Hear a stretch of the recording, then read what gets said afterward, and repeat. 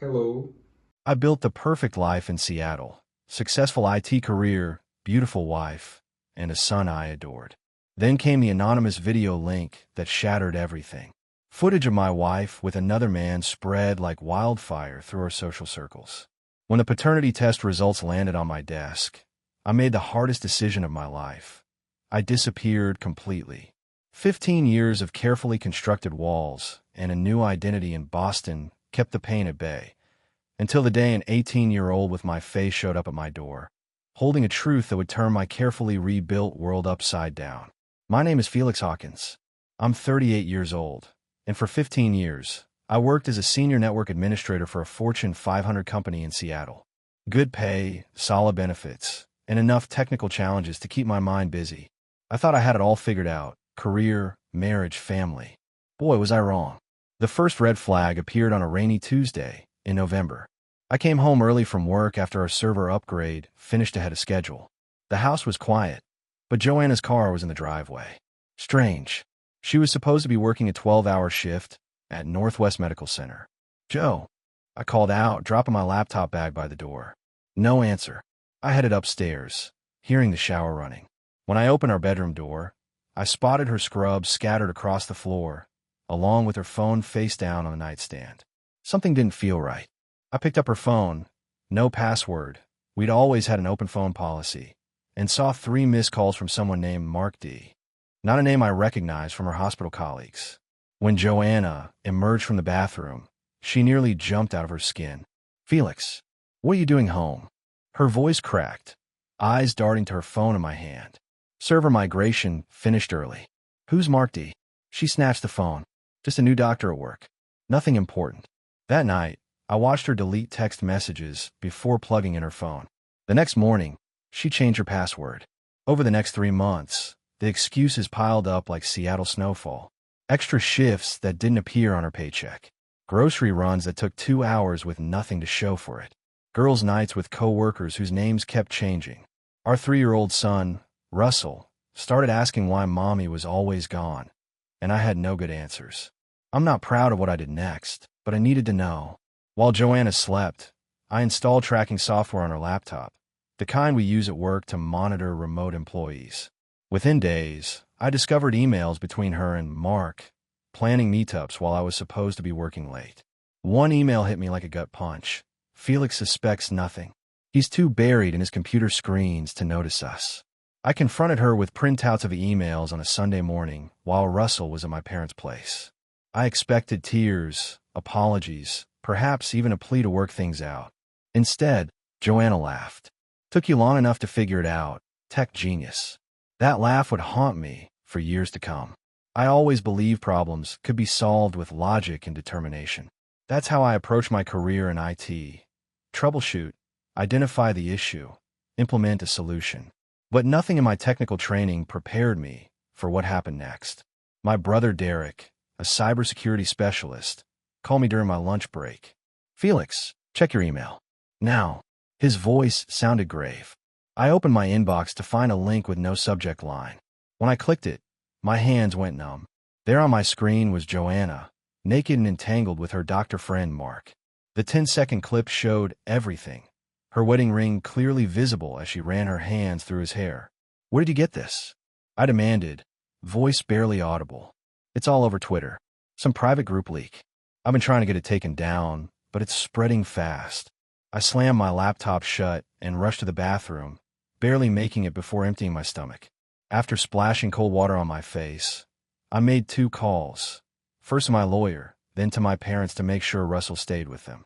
By the time I pulled into our driveway, 3 of my coworkers had texted me links to the video. Our neighbors avoided eye contact as I walked to my front door. Joanna sat on our couch, mascara streaking down her face, phone clutched in her hand. "Felix, I can explain." I cut her off. "Pack your things. You have 30 minutes. You can't just throw me out. This is my house, too." I placed my phone on the coffee table, pulled up the deed I'd purchased before our marriage. "My name only. 30 minutes. What about Russell?" Her voice trembled. "He stays with me until the court decides otherwise." She tried to touch my arm. "Please, Felix, think about." I stepped back. 29 minutes. While she packed, I transferred half our joint savings to a new account. Fair, but not a penny more. Then I changed the locks, security codes, and Wi-Fi password. As an IT professional, I made sure she couldn't access our digital lives again. When she drove away in her packed car, I didn't watch. Instead, I called my lawyer again and instructed him to file for divorce immediately, citing infidelity with documented evidence. That night, I received a text from an unknown number. Marks, I assumed. She's with me now. Man to man, this isn't personal. I replied simply, check your credit score tomorrow. Then I deployed a script I'd created years ago for a security demo that would flag suspicious activity on his accounts. Nothing illegal, just enough digital mayhem to keep him busy for months. When Russell came home the next day, I sat him down and explained that Mommy would be living somewhere else for a while. I didn't mention the video or call her names. A real man doesn't poison his son against his mother, no matter what she's done. But I had one more task to complete, a paternity test. The doubt had been planted, and I needed to know. The divorce moved at lightning speed. My attorney, Michael, was ruthless and efficient. With the video evidence, Joanna had no real leverage, though she fought for every penny. Your client violated the fidelity clause in the prenup, Michael told her lawyer during mediation. Mr. Hawkins has been more than generous with his offer. Joanna glared at me across the table. You never loved me. This is what you wanted all along. I didn't dignify that with a response. The judge granted the divorce on my terms. Joanna got her car, personal possessions, and 6 months of support. I kept the house, my investments, and most importantly, temporary custody of Russell pending further arrangements. Then came the moment that shattered what remained of my world. The paternity test results arrived in a plain envelope. I opened it alone in my office, the Seattle rain drumming against the windows. Probability of paternity, 0%. The floor seemed to drop from beneath me. Russell, the boy who called me daddy, whose nightmares I soothed, whose little league games I never missed, wasn't mine. 5 years of memories suddenly felt like a cruel joke. I added the paternity evidence to our case. Not to hurt Russell. I never do that, but to establish the complete extent of Joanna's deception. The final court hearing was brief, but devastating. In light of the evidence presented, the judge said, I'm granting Mr. Hawkins' petition for full financial separation, with the agreed-upon temporary support. Outside the courthouse, Joanna grabbed my arm. You have to let me see Russell regularly. He needs his mother. We'll follow the visitation schedule, 2 weekends a month. Her eyes narrowed. That's not enough. It's more than Mark gets. His wife called me yesterday. He's working on his marriage. Tough break. That night, I watched Russell sleep, his small chest rising and falling peacefully. He had no idea his world had just been turned upside down. I made a silent vow to remain his father in every way that mattered, regardless of DNA. But one question haunted me. Who was Russell's real father? And did he even know he had a son? I couldn't stay in Seattle. Every street corner, coffee shop, and park bench held memories now tainted by betrayal. Worse were the whispers at work and the pitying glances from neighbors who'd seen the video. My breaking point came at Russell's favorite playground. Another father pulled his kid away from the sandbox where Russell was playing. We don't associate with that family, I heard him say. That night, I made my decision. I would lift without a trace after divorcing my cheating wife. No forwarding address, no social media trail, nothing. The next morning, I requested a transfer from my HR director. I need to leave Seattle. Immediately. She nodded, unsurprised. Boston office has a senior position open. 20% salary increase. I'll take it. Within 2 weeks, I sold our house for a quick close, deleted all social media, changed my email addresses, and got a new phone number. I even hired a privacy attorney to minimize my digital footprint. The hardest decision was Russell. After agonizing deliberation and legal consultation, I made the gut-wrenching choice to leave him with Joanna. Not because I didn't love him, God knows I did, but because a prolonged custody battle over a child who wasn't biologically mine would only hurt him more. I arranged a trust fund for his education, administered by my brother. Then I wrote Russell a letter explaining that I would always love him, to be open when he turned 18. On my last day in Seattle, I drove to Joanna's apartment for a final goodbye. I'm moving east, I said at her doorstep. I won't be using my visitation rights. Her face showed confusion, then understanding. The paternity test. Russell deserves better than a part-time father who resents his mother. The trust fund details are with my attorney. As I turned to leave, she called after me. Felix, I really am sorry. I didn't look back. So am I. 3 days later, I boarded a flight to Boston with 2 suitcases and a steely determination. The old Felix, trusting, open, naive, was gone. In his place stood a fortress that no one would breach again. My new apartment overlooked the Charles River. No photos on the walls, no social media accounts, no friends asking about my past. I was a ghost, and that's exactly how I wanted it. Boston in winter was brutally different from Seattle's gentle rain. 6 months after my arrival, I still wasn't used to the biting cold that cut through layers of clothing. But the physical discomfort served as a fitting parallel to my emotional state. Frozen, hardened, impenetrable. My apartment near Copley Square was Spartan, but functional. No photos on the walls, minimal furniture, nothing personal except my computer equipment. My colleagues at the Boston office knew me only as the efficient, somewhat distant transfer from Seattle. I kept conversations professional and declined happy hour invitations with practiced excuses. You're like a ghost, Hawkins, my project manager remarked after I delivered a system upgrade 3 days ahead of schedule. All work, no trace of a personal life. I merely nodded. I prefer focusing on results. Nights were the hardest. In the quiet hours, memories of Russell would ambush me. His laugh when I tickled him, his serious expression when concentrating on a puzzle, his small hand gripping mine as we crossed streets. I checked the trust fund statements religiously, making sure everything was in order for his future, but I never contacted him. Clean breaks heal fastest. I filled the void with punishing physical routines. Every morning before work, I ran 5 miles along the Charles River, regardless of weather. Weekends found me at a boxing gym in Southie, where the trainer, a former middleweight contender named Sal, put me through brutal conditioning. You hit that bag like it owes you money, Sal commented one Saturday after I demolished my knuckles for 2 hours straight. Something like that. I replied, unwrapping my hands. He studied me with knowing eyes. Woman trouble. I nearly laughed. Former woman trouble. Best kind, he nodded. Keep coming. You're getting good. Beyond work and boxing, I started rebuilding my technical skills. I developed security applications in my spare time, creating programs that could protect sensitive information from exactly the kind of exposure I'd experienced. The irony wasn't lost on me. Dating was out of the question. A few women at work had shown interest, but I shut them down immediately. Trust was a luxury I could no longer afford. My world had narrowed to a comfortable, controlled routine where surprises and emotional entanglements couldn't reach me. One snowy Tuesday evening, I was coding at a coffee shop when a barista placed a fresh Americano on my table. I didn't order this, I said without looking up. Courtesy of the lady by the window, she replied. Said you look like you needed it. I glanced over to see a woman with auburn hair reading a book, completely absorbed. She didn't look up, made no attempt to catch my eye or initiate conversation.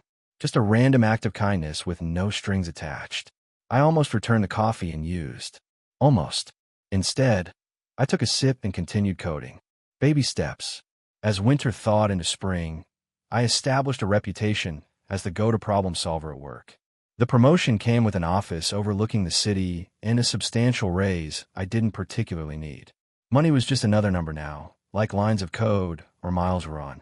I had everything a successful man was supposed to want: career advancement, financial security, independence. Yet standing in my office window one evening, watching people hurry home to their families, I realized the fortress I'd built around myself was starting to feel less like protection and more like a prison of my own making.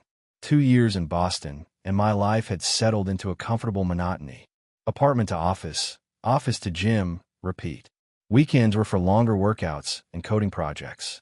Holidays were just extra days to catch up on work. I've been promoted twice, each time with a larger office and greater responsibilities. My colleagues respected me, but kept their distance, sensing the invisible barrier I maintained. Then came the day I arrived at my usual coffee shop to find someone in my regular corner spot. The woman with auburn hair, the one who'd bought me coffee months before. I hesitated, then took the next table over, opening my laptop without acknowledging her. You can ask me to move, she said without looking up from her book. I know it's your spot. It's a public place, I replied stiffly. She glanced up, green eyes studying me with unexpected intensity. Grace Winters, she said, extending her hand. You're Felix Hawkins. You work at Nexus Technologies. Senior security architect. I tensed immediately. How do you know that? A slight smile touched her lips. I'm the new head of legal at Nexus. I make it my business to know the key personnel, especially the ones everyone describes as brilliant but impossible to know. Against my better judgment, I shook her hand. I prefer to keep work and personal life separate. Hence the coffee shop 3 neighborhoods away from the office, she nodded. Don't worry, I'm not here to intrude. Professional curiosity, that's all. Something about her directness disarmed me. No flirtation, no pity, just straightforward communication. We worked in silence for an hour, until she closed her book and gathered her things. Nice meeting you officially, Felix. See you at the Morrison briefing next week. After she left, I realized I'd been more relaxed in her presence than I'd been around anyone in years. Grace became a fixture of the coffee shop, sometimes nodding hello, sometimes sitting elsewhere, respecting my space while somehow making me aware of her presence. At work, she was thoroughly professional, brilliant at navigating the legal complications of our security contracts. One rainy evening, we ended up sharing an Uber after a late meeting. Sitting beside her in the back seat, watching the city lights blur through rain-streaked windows, I felt something stir inside me. Not attraction exactly, but a crack in the ice. Why did you move to Boston? She asked as the car crawled through traffic. Fresh start. I answered automatically. She studied me. Running from something, or towards something. Doesn't matter. Always. One is reactive, the other proactive. They lead to different destinations. I almost told her then, about Joanna, about Russell, about the whole sordid mess. Instead, I said both, maybe. What about you? My husband died 3 years ago. Car accident. I needed a change of scenery. She said it matter-of-factly, without the expectation of sympathy that usually accompanied such revelations. I'm sorry, I said, meaning it. She shrugged slightly. Life happens. We adapt, or we don't. When the car stopped at my building, I hesitated. Would you like to get coffee sometime? Not our usual place. Somewhere different. Grace looked surprised, then pleased. I'd like that. Tomorrow, walking to my apartment, I felt lighter than I had in years. Not healed, not by a long shot, but perhaps ready to consider the possibility that healing might someday be an option. That night, for the first time since leaving Seattle, I dreamed of Russell. Not nightmares of loss, but simple memories of happier times. I woke with tears on my face, but a strange sense of peace in my chest. One coffee date with Grace turned into weekly meetings, then dinners, then weekend hikes along the Charles River. We moved slowly, cautiously, like two people who'd been burned before and were wary of the flames. Grace never pushed for details about my past, but over time, small fragments spilled out. During a rainy Sunday afternoon at a museum, I mentioned Russell for the first time.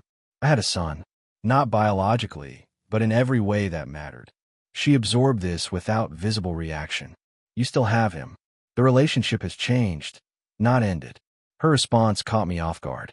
I haven't seen him in over 3 years. That was your choice, Felix, she said gently. Not an irreversible one. 6 months into knowing Grace, I finally told her everything. The video, the divorce, the paternity test, my decision to vanish. We sat on my apartment balcony late into the night, her face illuminated by city lights as she listened without judgment. When I finished, she remained silent for a long moment. What do you miss most? Russell's laugh. I answered without hesitation. The way he'd run to the door when I came home from work. She touched my hand tentatively. Trauma doesn't define you unless you let it. You've been letting it. Something broke inside me, a dam containing 3 years of suppressed grief. For the first time since leaving Seattle, I allowed myself to truly feel the loss. Grace held me through it, steady and present. The next morning, I called my brother Derek. How is he? Derek sounded surprised, but relieved. Russell's good. Growing like a weed. Started baseball this year. And Joanna? Remarried 6 months ago. Nice enough guy. Insurance adjuster or something. Russell seems to like him. The news should have hurt, but instead I felt an unexpected lightness. Joanna had moved on. Maybe it was time I did too. With Grace's encouragement, I began rebuilding myself. Not just the protective fortress I'd become, but something new. I joined a community coding program, teaching tech skills to underprivileged kids. I reconnected with old friends from college via email. Small steps toward being human again. Grace had her own ghosts. Her husband's death had left her with lingering guilt about their final argument. We recognized in each other the particular kind of scar tissue that forms around life's worst moments. Our first kiss happened on Boston Common in early spring, cherry blossoms drifting around us like snow. I hadn't kissed anyone since Joanna, and the sensation was both familiar and entirely new. I'm not fixed, I warned her afterward. I don't know if I ever will be. Grace smiled, tucking a strand of auburn hair behind her ear. Nobody's fixed, Felix. We're all works in progress. That summer, I was offered a promotion that would make me CTO of the entire East Coast division. The old Felix would have accepted immediately, diving deeper into work as a substitute for living. Instead, I negotiated a balanced arrangement that preserved my evenings and weekends. One night, after Grace had fallen asleep beside me, I opened my laptop and navigated to the trust fund I'd established for Russell. I added a new provision: educational support for any extracurricular activities he might choose. It wasn't direct contact, but it was something, a crack in the wall I'd built. When Grace stirred beside me, she found me staring at an old photo of Russell I'd kept buried in a password-protected folder. "He has your smile," she said softly. "He's not biologically mine," I reminded her. "Family isn't always about biology," she countered. "Sometimes it's about who shows up." Her words settled into me, a truth I've been avoiding for years. 15 years disappeared faster than I could have imagined. Boston became home. My relationship with Grace evolved into something I never thought I'd have again: trust, partnership, contentment. We married in a small ceremony by the harbor, attended only by her parents, my brother Derek, and a handful of close friends. Grace accepted a partnership at her law firm, while I continued as CTO at Nexus. We bought a brownstone in Cambridge, renovating it room by room on weekends. I'd learned to enjoy simple pleasures again: gardening in our small backyard, Sunday crosswords, planning vacations to places neither of us had visited. Life felt stable, predictable, safe. Until the day everything changed with a single knock at our door. It was a crisp autumn Saturday. Grace was attending a legal conference in New York, leaving me alone for the weekend. I was in the basement setting up a new server when the doorbell rang. Probably a package delivery, I thought, wiping my hands on a rag as I headed upstairs. When I opened the door, the world tilted beneath my feet. Standing on my porch was a young man, maybe 18 or 19, with features so familiar they stopped my breath. The same jawline I saw in the mirror every morning. The same cowlick at the crown of his head that never stayed flat. "Mr. Hawkins?" he asked, his voice deeper than I remembered, but with the same slight inflection. "I'm Russell." Time seemed to compress, 18 years collapsing into seconds. The little boy I taught to ride a bike now stood eye to eye with me, a young adult on the threshold of his life. "Russell," I managed, my throat suddenly dry. "How did you find me?" "It wasn't easy," he said with a hint of pride. "But I'm studying computer science at MIT now. I've been coding since I was 10, and finding people online became a bit of an obsession when I started wondering about you. Took me months of digging through encrypted records and data trails to track you down." My heart stuttered. MIT, just across the river. The irony wasn't lost on me. He'd been practically in my backyard for months without my knowledge. "Would you like to come in?" I asked, stepping back from the doorway. He followed me to the kitchen, his eyes taking in everything: the family photos with Grace, the sophisticated security system, the evidence of the life I'd built without him. "Coffee?"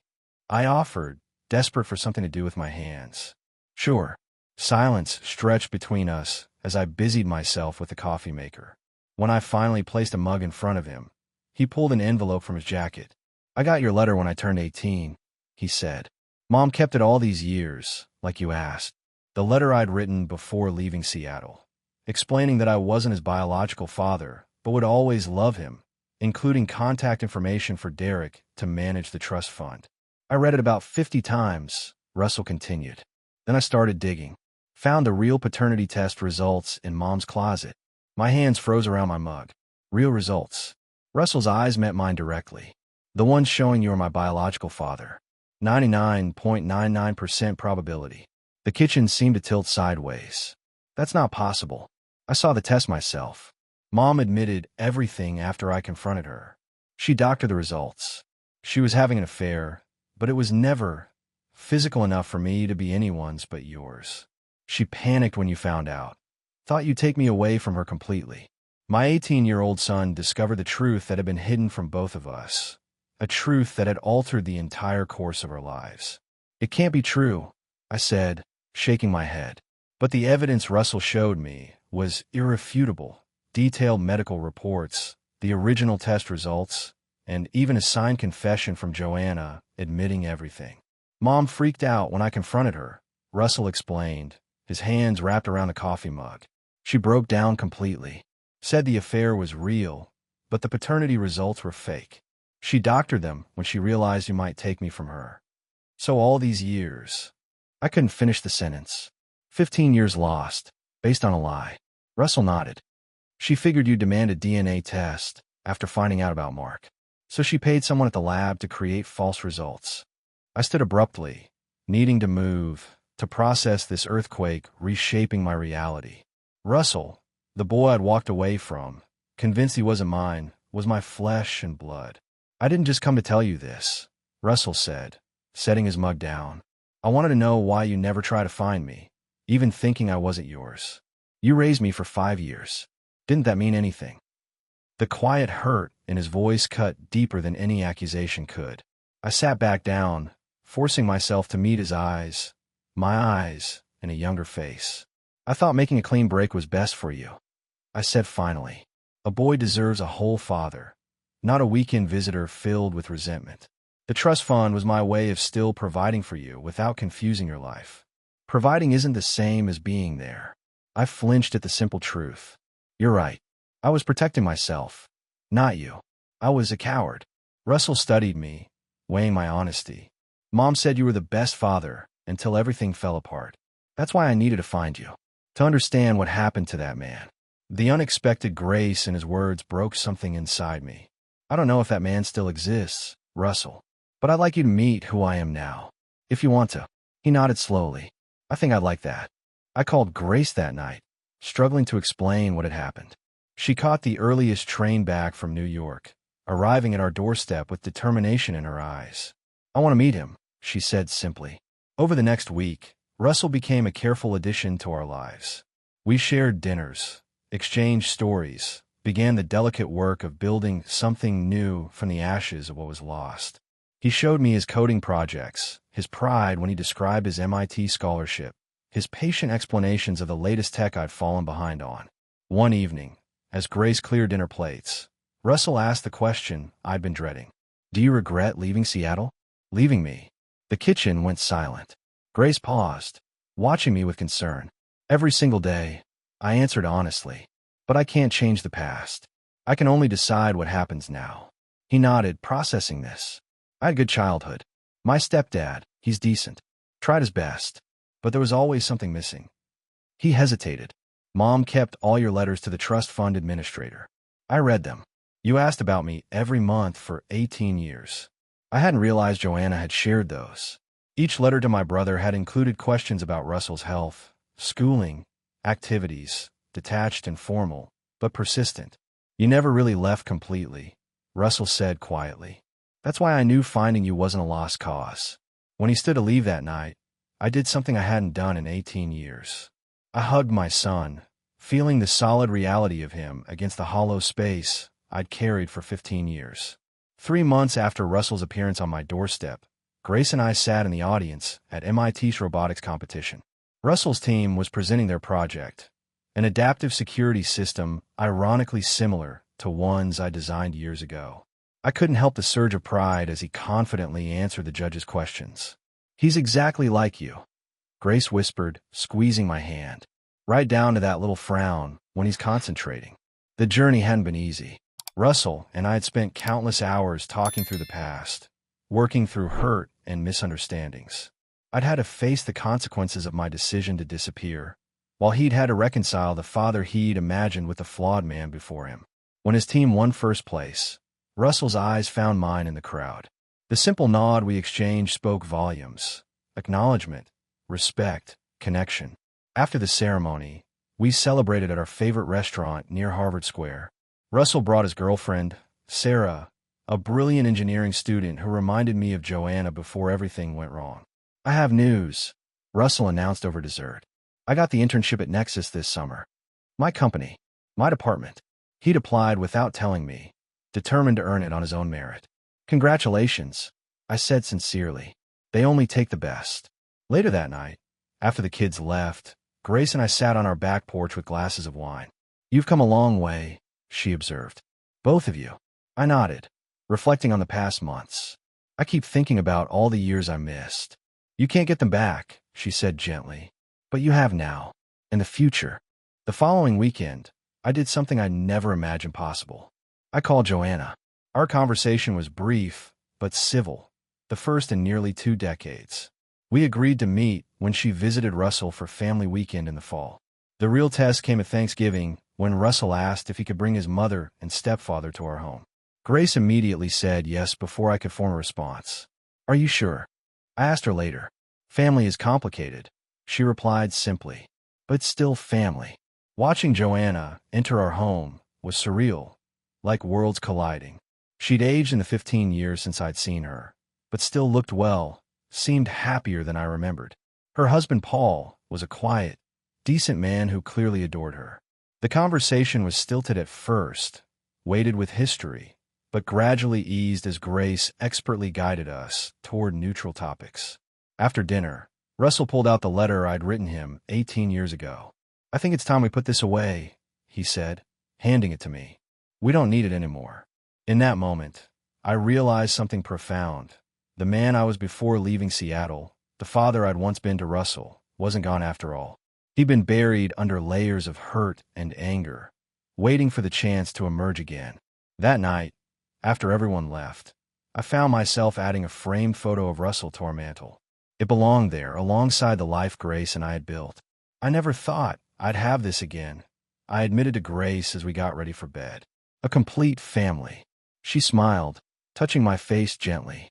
"You never lost it, Felix. You just needed to find your way back." For the first time in nearly 2 decades, I felt truly whole. Not because the past had been erased, but because it had finally been reconciled with my present. Bye.